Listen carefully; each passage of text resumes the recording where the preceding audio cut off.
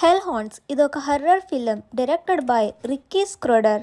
Plot ఏంటంటే Kleitos యువరాణిని పెళ్లి చేసుకుంటాడు. క్లీటోస్ ఫ్రెండ్ అయిన థిరాన్ యువరాణి మాజీ ప్రియుడు.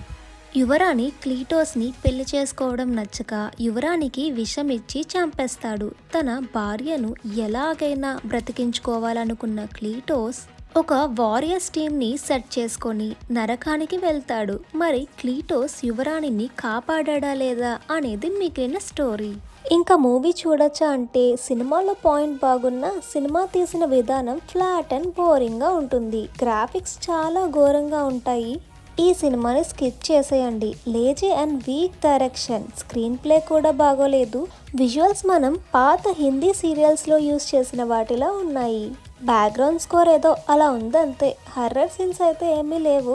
డాగ్స్ గ్రాఫిక్స్ కూడా ఏదో 90s వీడియో గేమ్స్లో గ్రాఫిక్స్లా ఉన్నాయి. తెలుగు డబ్బింగ్ యావరేజ్గా ఉంది. న్యూడ్ సీన్స్ అయితే ఏమీ లేవు. ఈ cinema run time 1 hour 23 minutes ఉంటుంది. ఈ సినిమాకి నా రేటింగ్ 1/5. మరెన్నో మూవీ రివ్యూస్ కోసం మా ఛానల్ని సబ్స్క్రైబ్ చేసుకోండి. లైక్ చేయడం మర్చిపోకండి. జై హింద్.